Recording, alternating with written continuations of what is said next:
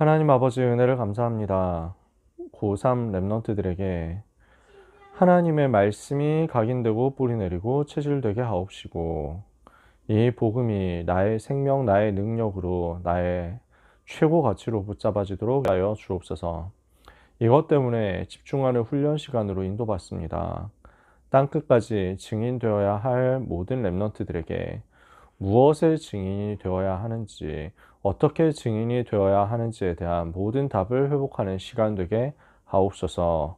흑암이 무너지는 시간 되게 하옵시고, 우리 생각이 하나님 앞으로 향하는 시간 되게 하옵시며, 우리 생각과 지식과 모든 가치관, 사고 체계 속에 사탄의 진이 무너지고 하나님의 견고한 망대 세워지는 시간 되게 하옵소서.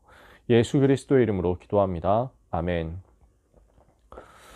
오늘은 구약성경 이야기를 같이 합니다. 구약성경 전체를 얼마나 걸릴지 모르겠지만 어쨌든 10시에는 또 고3 기도해야 되니까요. 그 전에 마쳐야 되겠죠. 최대한 달려보도록 하겠습니다. 39권 구약성경을 1시간에, 정확하게는 1시간도 아니고 한 48분 남았죠. 48분 동안에 다 하는 게 가능한 일은 아닙니다만 일단 하는 만큼 해보도록 할게요. 누가복음 24장 44절에서 48절을 한번 보도록 하겠습니다. 신약성경 누가복음 24장 44절에서 48절, 성경 있으시면 보시고 없으시면 들으시면 됩니다. 누가복음 24장 44절에서 48절 찾으셨으면 같이 읽겠습니다. 또 이르시되 내가 너희와 함께 있을 때 너희에게 말한 바 곧 모세 율법과 선지자의 글과 시편의 나를 가리켜 기록된 모든 것이 이루어져야 하리라 한 말이 이것이라 하시고, 이에 그들의 마음을 열어 성경을 깨닫게 하시고, 또 이르시되 이같이 그리스도가 고난을 받고 제3일에 죽은 자 가운데서 살아날 것과 또 그의 이름으로 죄 사함을 받게 하는 회개가 예루살렘에서 시작되어 모든 족속에게 전파될 것이 기록되었으니 너희는 이 모든 일의 증인이라. 아멘. 예수님 뭐라고 말씀하시죠? 모세 율법과 선지자의 글과 시편에 기록된, 나를 가리켜 기록된 모든 것이 이루어져야 하리라. 이렇게 설명을 정확하게 해주시죠. 이 말이 이것이다 하고 알려주시죠. 그래서 모세 율법과 선지자의 글과 시편, 이걸 합해서 구약성경이라고 합니다. 그 모든 것이 무엇을 말한다고요? 예수님에 대하여 이야기를 하는 것입니다. 오늘 구약성경 개론 이야기를 아주 간단하게만 해보겠습니다. 구약성경은 BC 1400년부터 쓰여지기 시작했습니다. 모세시대죠. 모세시대가 BC 1400년이에요. 그리고 마지막에 쓰여진 책이 말라기서인데 BC 400년에 쓰여졌습니다. 그래서 1000년 동안 쓰여진 기록입니다. 엄청나죠. 1000년 동안 39권의 구약성경, 성경이 써졌는데, 기록되었는데, 저자들도 서로 다르고, 시대 배경도 서로 다르고, 다 다릅니다. 근데 정확하게 한 가지 주제를 이야기합니다. 신약성경도 마찬가지죠. 하나님의 방법은 완벽하니까요. 그래서 우리는 서론에서 다시 한번 잠깐만 살펴보면요. 성경은 정확하고 무오한 하나님의 말씀입니다. 완전히 100% 하나님의 말씀이다, 그 말이에요. 정확한 하나님의 말씀, 하나의 오류도 없습니다. 무오한 하나님의 말씀. 그래서 성경은 단 하나도 오류가 없다. 이것이 우리가 붙잡는 내용입니다. 이 성경이 어떻게 기록되었느냐에 따라서 학설이 좀 있어요. 모든 성경은 하나님의 감동으로 된 것으로, 그래서 옛날 성경에는 하나님의 영감으로 된 것으로 이렇게 되어 있거든요. 하나님의 영적인 감동이란 말이죠. 그 영적인 감동을 받은 사람들이 쓴 것이 성경입니다. 그러면 이 영감이 어떻게 사람에게 주어졌느냐 했을 때 세 가지 대표적인 학설이 있습니다. 기계적 영감설이 있습니다. 이거는 하나님께서 성경을 기록한 저자들에게 성경을 쓰게 하실 때 한 글자 한 글자 다 불러주셨다. 그래서 개인 성경을 기록하는 개인은 자기의 주관이 하나도 없이 그냥 이제 녹음기 역할 했을 뿐이다. 그래서 녹취 역할만 했다라고 하는 것이 기계적 영감설이고요. 두 번째는 역동적 영감설인데, 하나님께서 하나하나 지시하신 게 아니고 하나님께서 사람의 마음에 감동을 주셔서 그 사람이 감동받은 대로 내가 이거 써야 되겠다 이렇게 해가지고 자기가 기록한 것이다. 그래서 사람이 기록했다라는 겁니다. 우리는 어떻게 봐야 됩니까?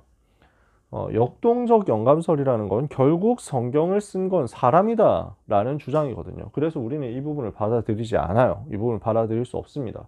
그럼 기계적 영감설이라고 하면 개성이 하나도 없어야 되거든요.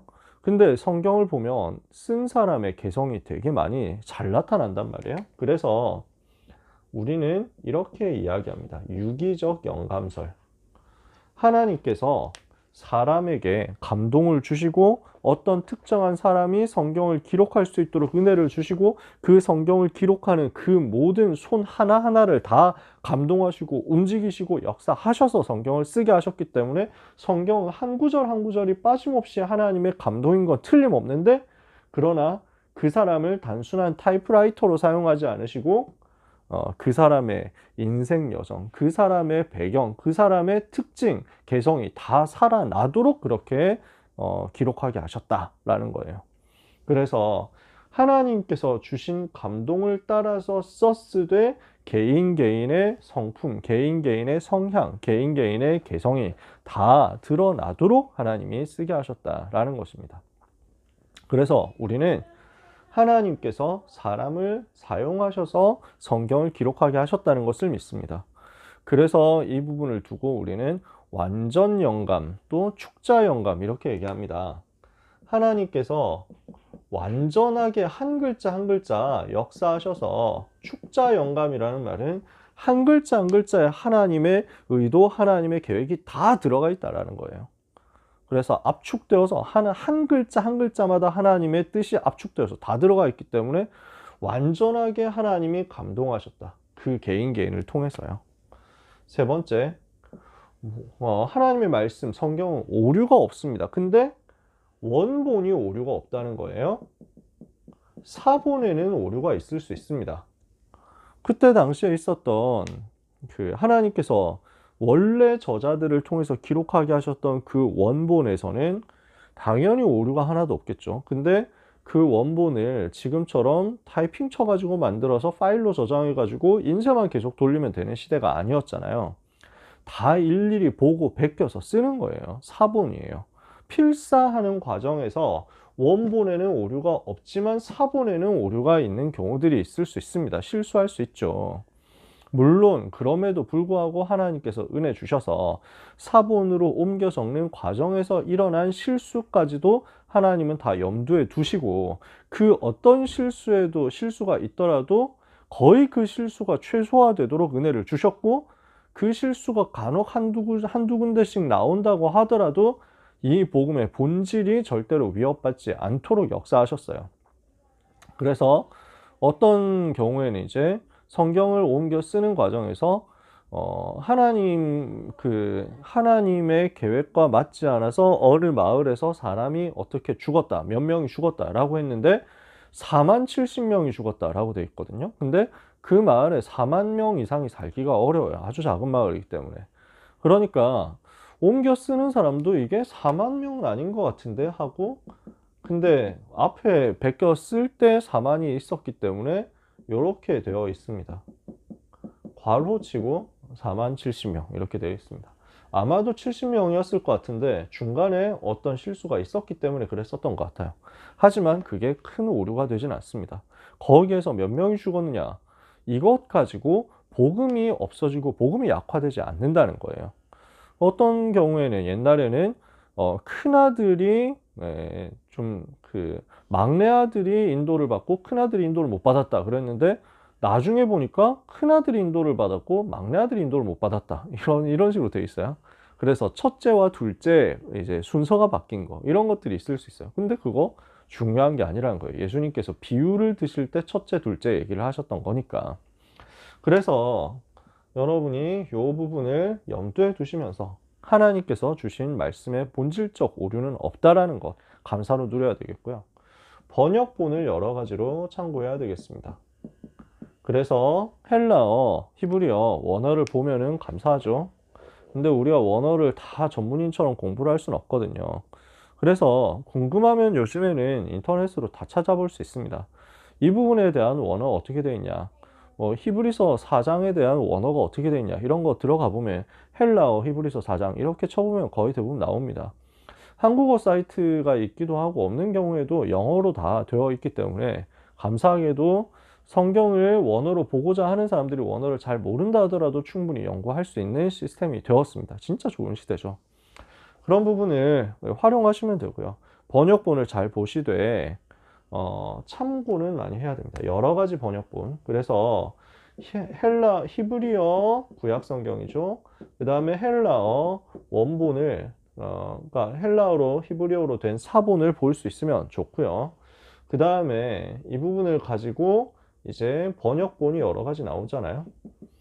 그러면은 영어 성경만 해도 일단 제일 유명한 게 킹 제임스 버전이거든요. 근데 뭐 ESV라는 버전도 있고, 그 다음에 우리가 제일 많이 지금 우리 예배 시간 같은 경우에 쓰는 성경이 NIV입니다.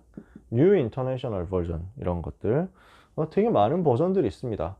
이게 읽기가 제일 쉽게 되어 있어요. 근데 이게 제일 복음적입니다. 복음적인 번역본입니다. 번역본의 질 자체, 번역의 수준은, 영적인 수준은 이게 제일 높습니다. 근데 말이 어려워요.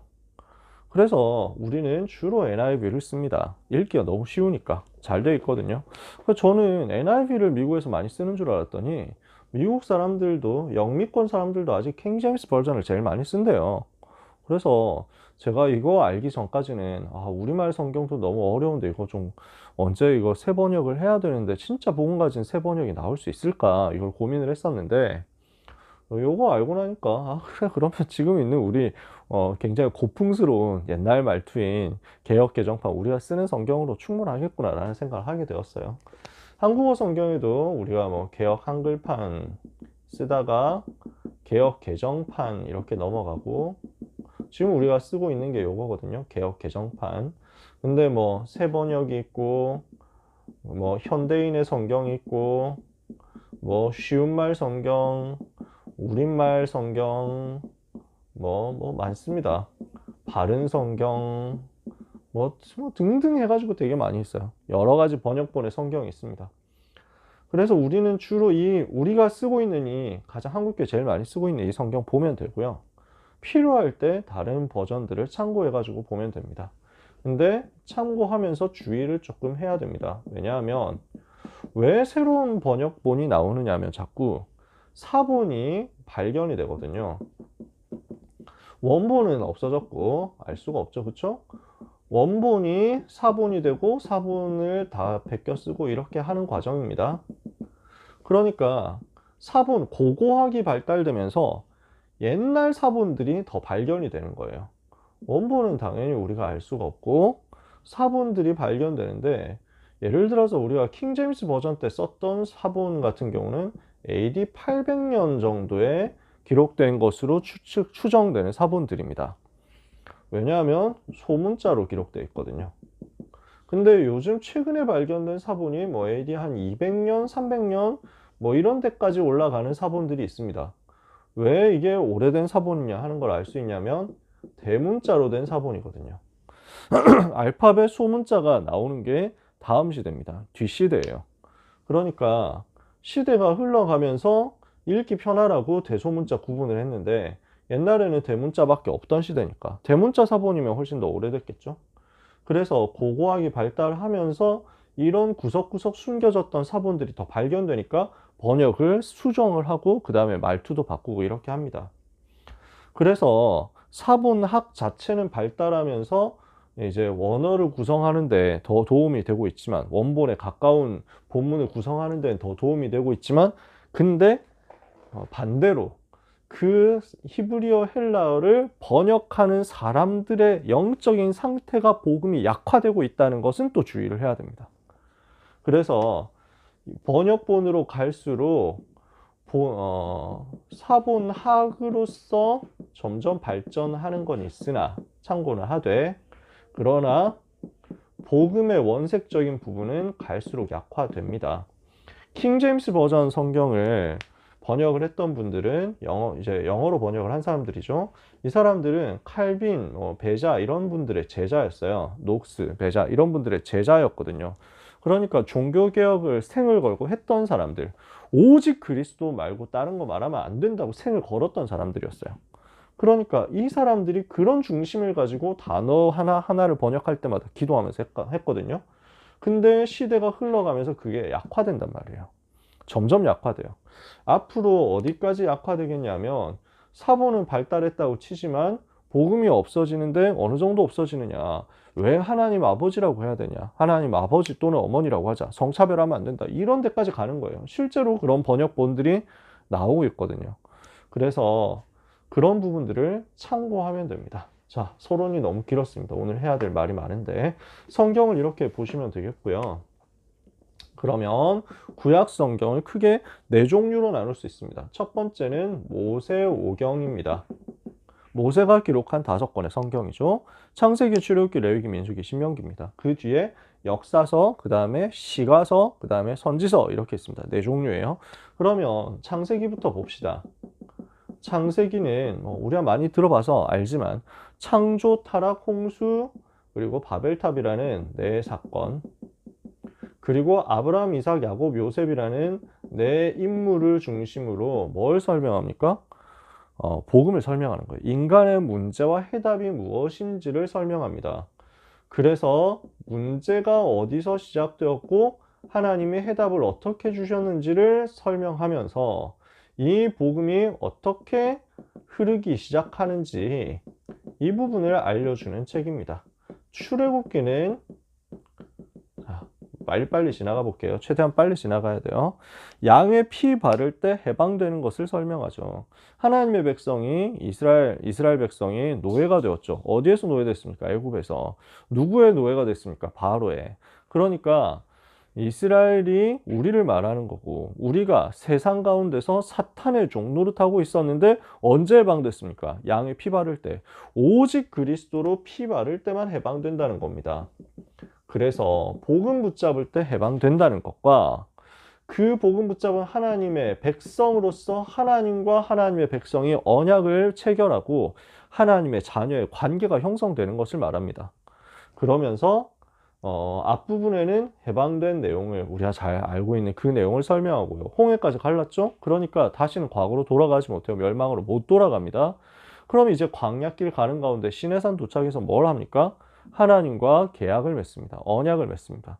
너희는 내 백성이 되고 나는 너희의 하나님이 되리라. 하나님이 이렇게 하시는 거예요. 그 은혜로 우리가 하나님의 자녀, 법적인 하나님의 자녀가 됩니다.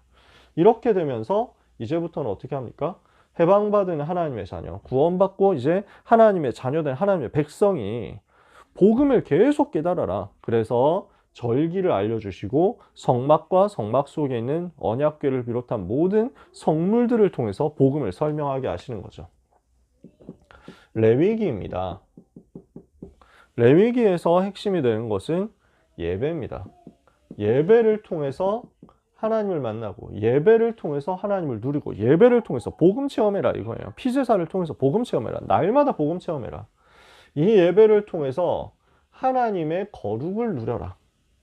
내가 거룩하니 너희도 거룩할지어다. 하나님 이렇게 말씀하시거든요. 그 거룩을 통해서 우리가 뭐가 되느냐? 거룩이라는 말은 다르다는 말이에요. 우리는 불신자 다르구나. 하나님의 백성 다른 사람이구나. 그게 거룩이거든요. 복음을 체험하는 예배를 통해서 하나님이 주신 복음의 비밀을 누리는 다른 신분을 체험해라 라는 것입니다. 자, 그러면 출애굽기에 나오는 몇 가지를 출애굽기 레위기에 나오는 몇 가지를 설명을 해봅시다. 출애굽기에서는 세 절기를 주셨습니다. 이 부분을 레위기에서는 7대 절기로 좀 더 자세하게 알려주십니다. 그럼 세 절기의 핵심 뭡니까? 6월절, 그 다음에 오순절, 그 다음에 수장절인데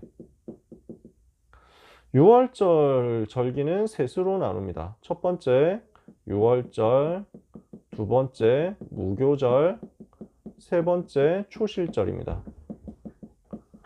그 다음에 오순절인데요. 이 오순절은 칠칠절이라고도 합니다. 맥추절이라고도 합니다.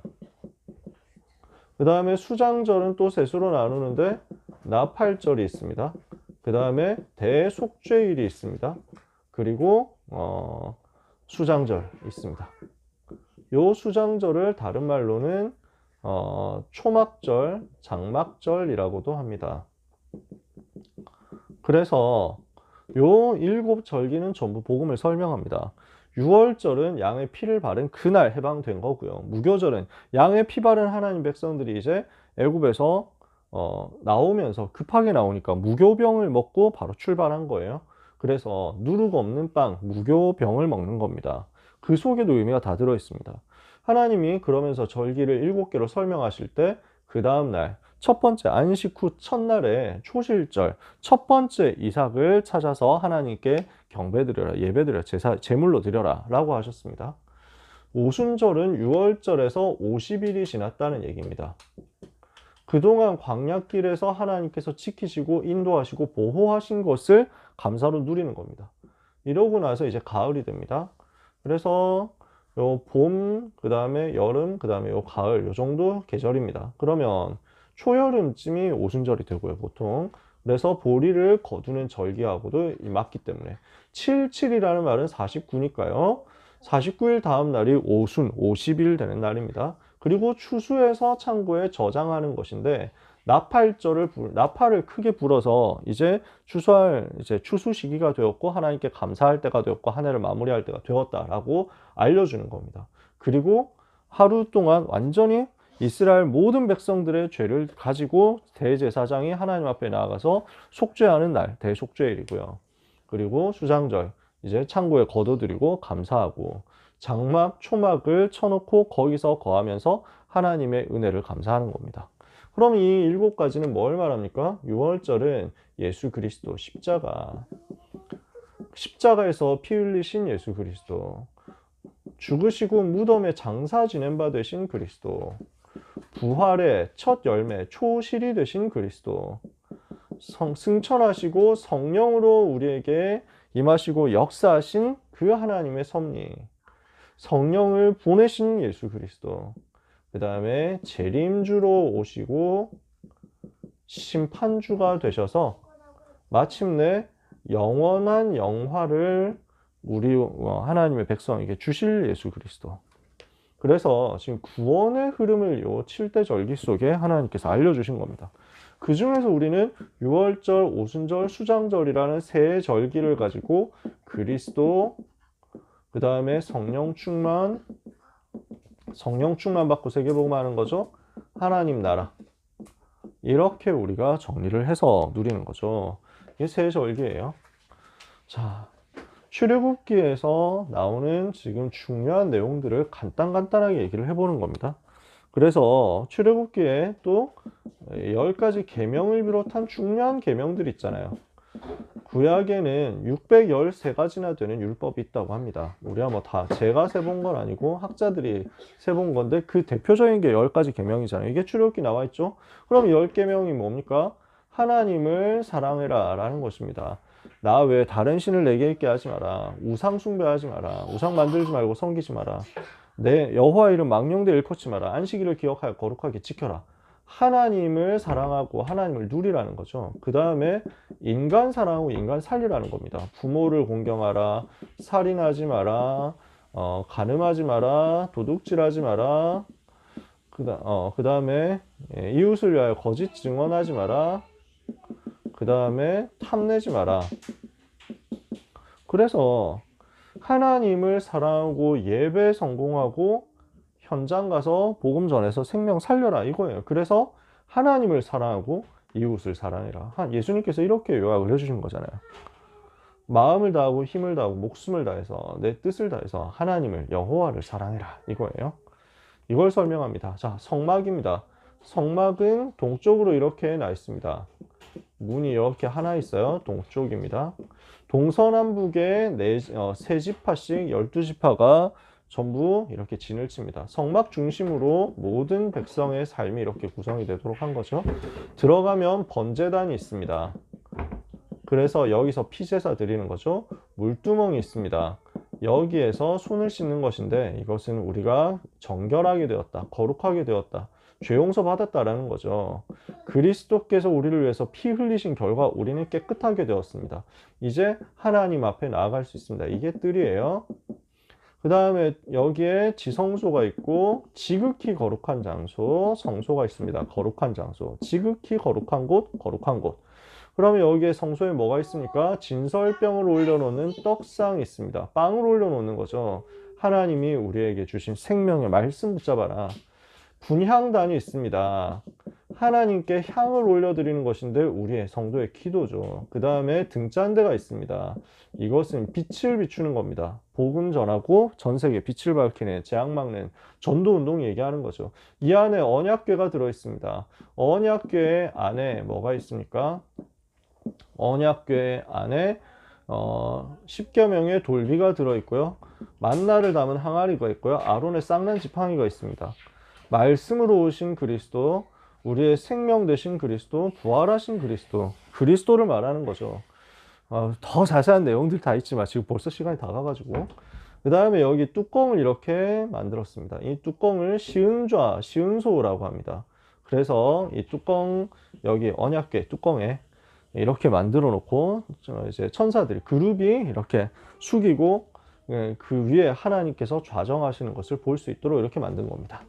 자, 이 복음을 다 설명하는 거예요. 전부 그리스도 설명하는 거예요. 거기에 기름을 발라가지고 거룩하게 했다. 성령의 역사를 말하는 거죠.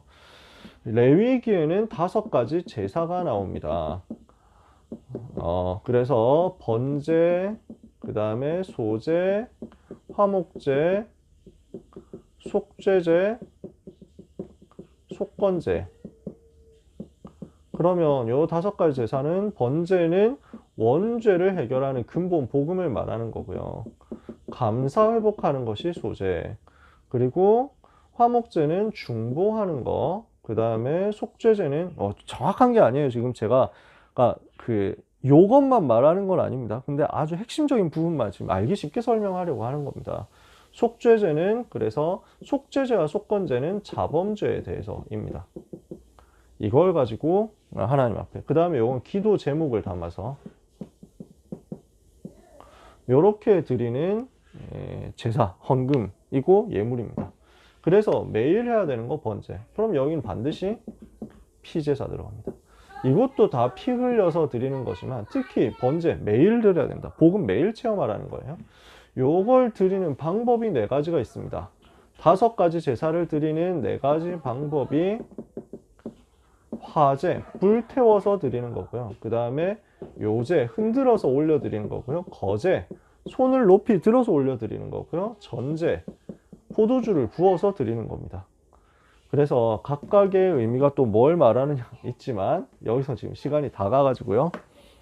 그래서 이렇게 레위기를 통해서 예배에 대해서, 거룩에 대해서 설명했습니다.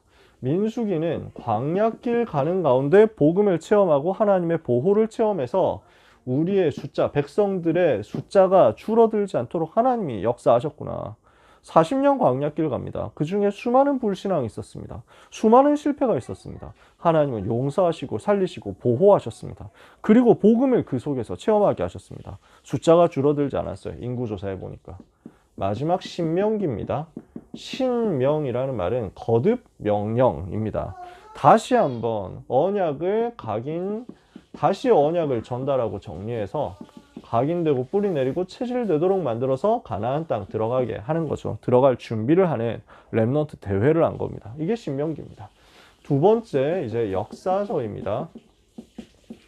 역사서 여호수아부터 시작을 하죠. 잘 알지만 가나안 정복입니다. 가나안 정복을 어떻게 했습니까? 말씀에 언약 붙잡고 기도하면서 했습니다. 어떻게 했습니까? 성령께서 역사하셔서 한 겁니다. 현장을 정복한 전도운동의 모델입니다. 그래서 여호수아서를 구약의 사도행전이라고도 합니다. 어떻게 하면 현장을, 지역을 정복하고 장악하느냐 보여주는 거거든요. 사사기입니다. 가나안 땅 정복했더니 언약 전달에 실패한 거예요. 그러니까 복음이 희미해지고 재앙이 반복되거든요. 복음이 약화되니까 우상시대가 되고 결국 재앙 반복되는 거예요. 그러면 근본 원인은 뭐냐? 참 왕이 필요하다. 그때 이스라엘에 왕이 없으므로, 사사기 21장 25절 맨 마지막 구절이죠. 그때 이스라엘에 왕이 없으므로 사람들이 자기의 소견에 옳은 대로 행하였더라. 참 왕이 필요하다는 거예요. 그 참 왕이 누구시냐? 그리스도시거든요. 그래서 참 왕이 올 것을 준비하시는 것이 하나님의 역사입니다. 이게 룻기예요. 룻은 이방 여자인데, 자격 없는 사람인데, 그런 룻을 살려주신 하나님의 은혜, 특히 그런 룻을 거둬들이고 자기 아내로 삼고 그 시어머니까지 살려낸 누굽니까? 보아스.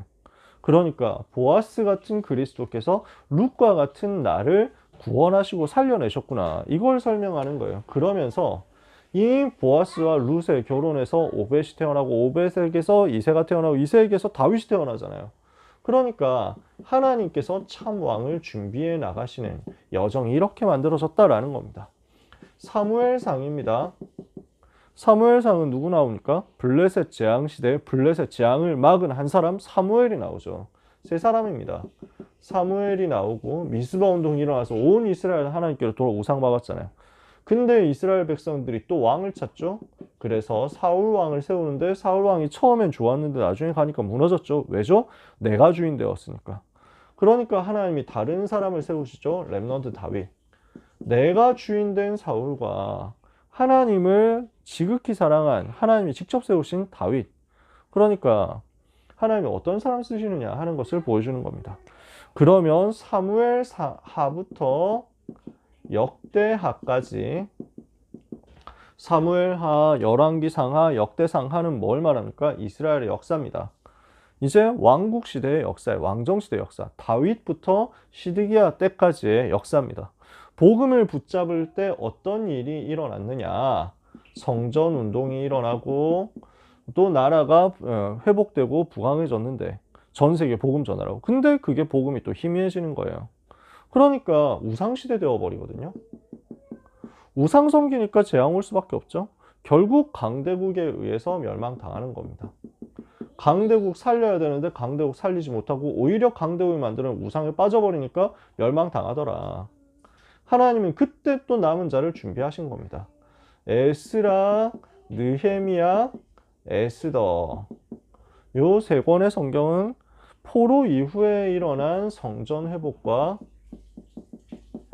그리고 남은 자를 통해서 일어난 포로 현장, 강대국 현장 복음화 운동을 이야기하는 거죠. 이래서 역사서가 이렇게 쭉 흘러갑니다. 자, 애굽 땅이 여기 있죠. 아프리카 요 동네. 그 다음에 이렇게 여기가 가나안 땅이죠.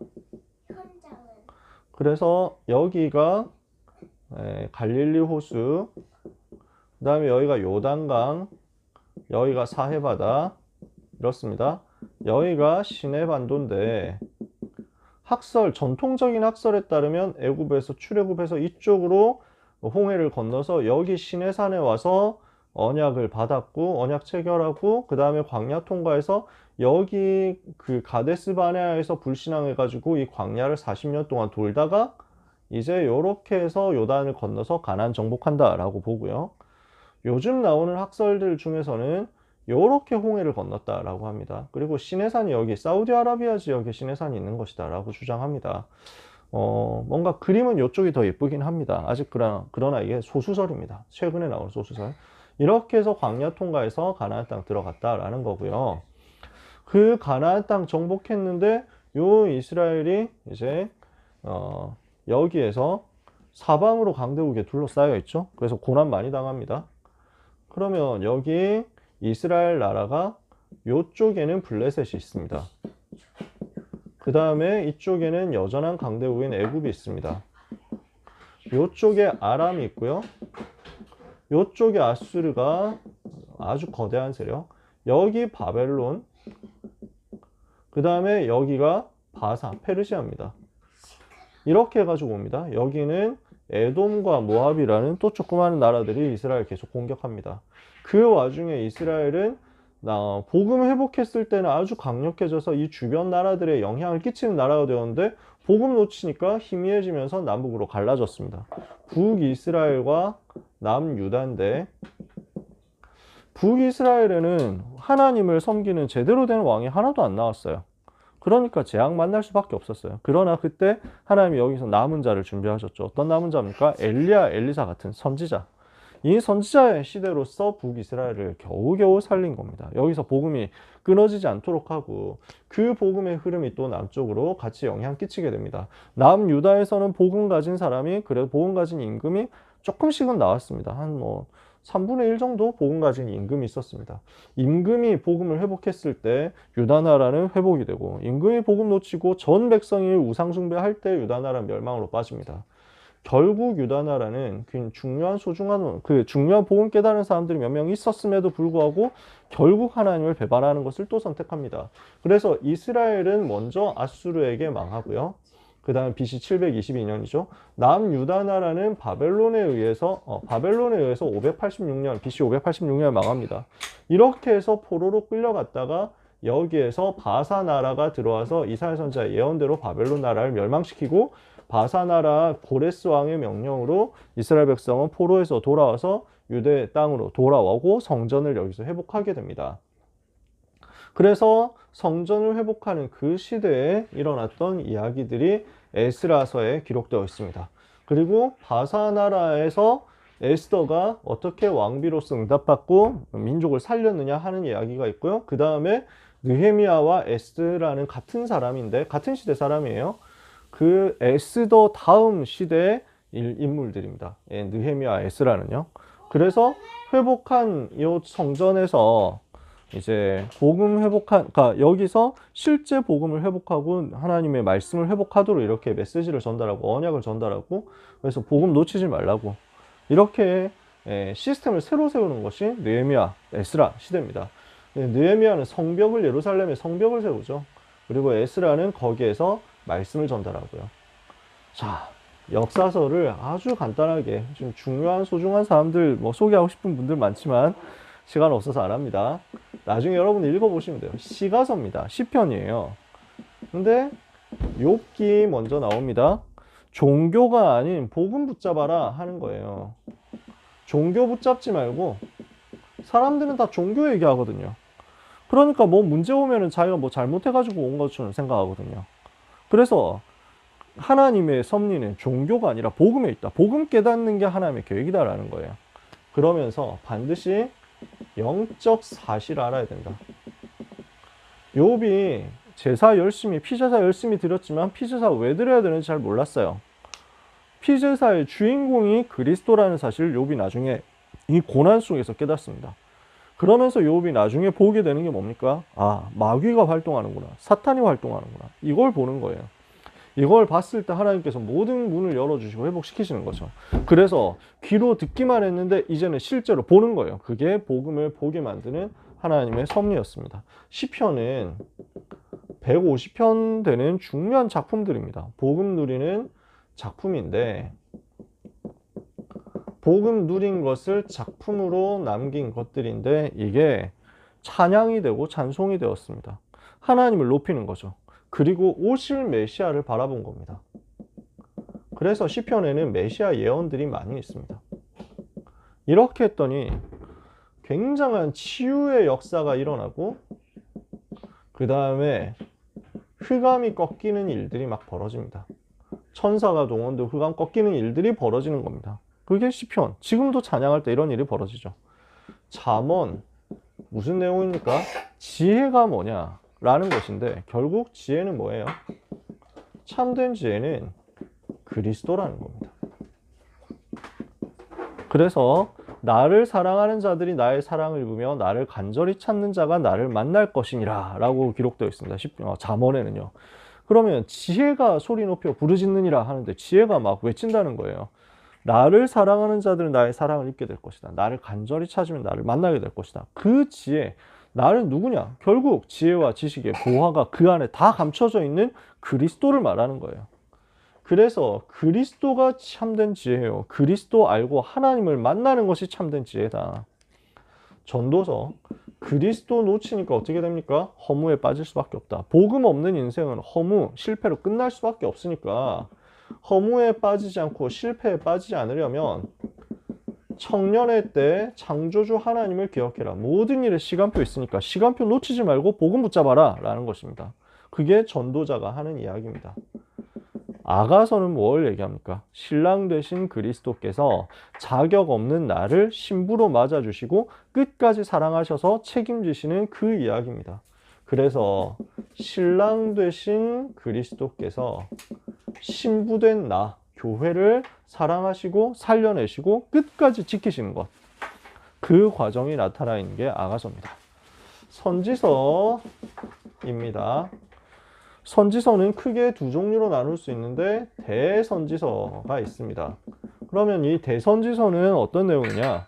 시대에 대한 예언이 들어있습니다. 세계에 대한 예언이 들어있습니다. 그리고 메시아에 대해서 예언합니다. 오실 메시아를 아주 탁월하게 종합적으로 예언합니다. 이사야 선지자는 그래서 이 내용을 가지고 바벨론 시대와 그 바벨론 멸망할 것까지 이야기를 하고 남은 자 렘넌트 일어나서 파수꾼 되어서 세계 살릴 것을 이야기했습니다. 예레미야 선지자는요, 바벨론 시대 그리고 바벨론 이후에 어떻게 회복될 것이냐, 포로 이후에 회복될 것을 설명했습니다.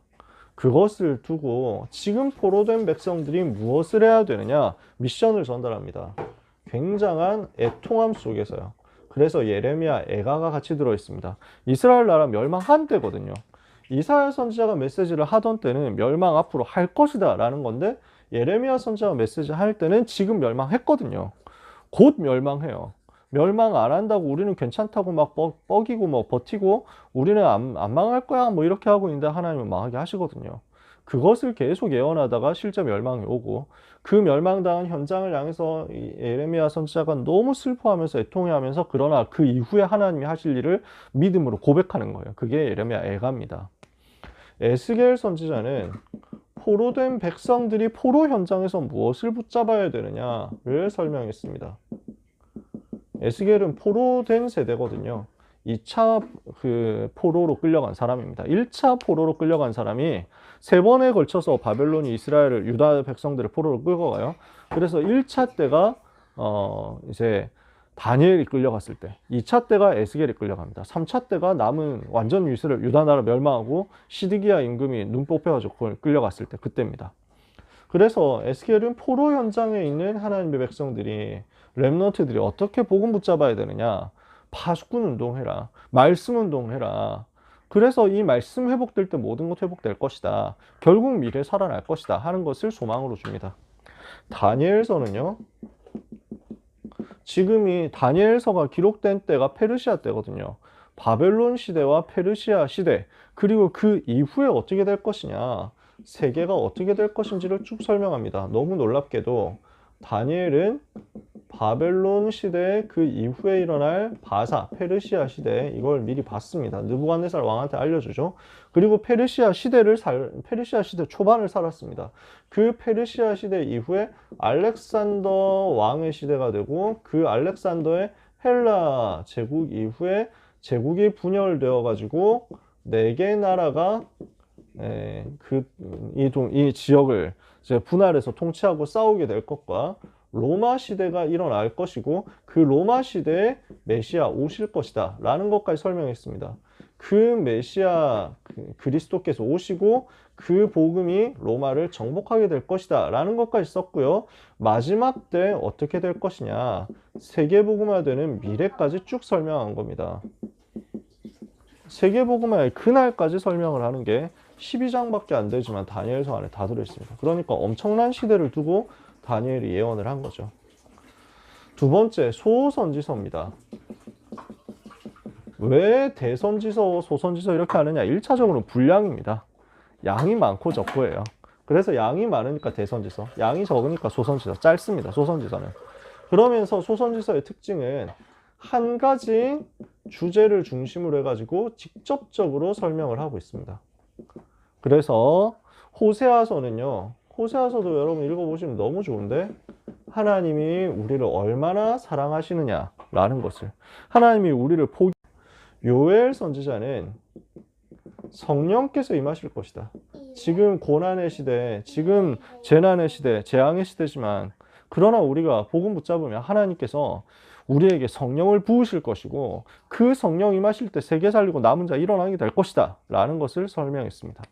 아모스 선지자는요, 말씀 회복해야 된다라는 것을, 말씀 운동이 일어나야 된다라는 것을 시대 문제 속에서 설명했습니다. 오바댜 선지자는 에돔 나라가 심판받을 것이다 라는 것을 이야기하면서 복음을 얘기하고요. 그 다음에 요나 선지자는 니느웨를 살리는 선교가, 이방 나라 강대국가 이방 현장 살리는 선교가 하나님의 계획이라는 것을 설명했습니다. 미가 선지자는요, 복음 놓친 유다 나라가 어떤 상태냐, 이것을 가지고 경고했고요. 그래서 복음 회복해야 된다, 오실 메시아 바라봐라 하는 걸 설명했습니다. 나훔 선지자는 니느웨를 심판할 것이다. 하나님께서는 니느웨를 치실 것이다. 열방을 움직이시는 하나님은 반드시 강대국과 세계 다 다스리신다 라는 것을 설명했습니다. 하박국 선지자는 유다 나라 멸망하게 될 것인데 그 속에 하나님의 계획이 있고 부흥케 하시는 하나님의 역사가 숨어 있다 라고 설명했습니다. 스바냐 선지자는 그 시대에 하나님께서 남은 자를 준비하셔서 하나님의 뜻 이루실 것이라고 설명했습니다. 그 다음에 학개 선지자는 성전을 회복해야 된다. 237, 5천 종족, 다민족 살릴 수 있는 성전 회복, 이것을 두고 설명했고요. 자, 여기 위에 쓸게요. 스가랴 선지자, 마찬가지로 성전을 회복할 것을, 성전이 이제 다시 세워질 것을 말씀하면서 어떻게 세계가 회복될 것이다 얘기했고요. 말라기 선지자는 메시아 오시면 세계 살리는 역사 일어날 건데 그때까지 무엇을 준비해야 되느냐, 초림 때까지 해야 될 준비, 예수님이 처음 오시는 그것, 이것을 어떻게 준비할 것인지를 예수님 오시기 전 400년 전에 예언을 한 겁니다. 이렇게 해서 한 줄씩으로 간단하게 설명했습니다. 여러분이 읽어보면 너무 행복할 거예요. 저는 이 선지서들을 읽으면서, 이 성경들을 쭉 읽어나가면서 하나님의 은혜, 하나님의 사랑이 얼마나 풍성하게 발견되는지 몰라요. 꼭 누리시기를 바랍니다. 제가 선지서를 쭉 읽어나가고 소선지서를 쭉 읽어나가는데 군대에서 집중적으로 읽었거든요.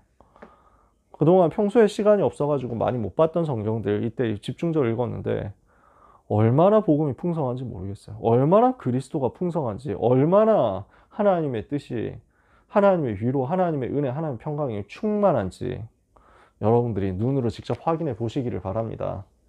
그래서 얼른 또 마무리해야 됩니다. 결론입니다.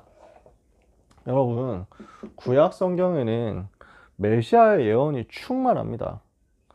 메시아 예언이,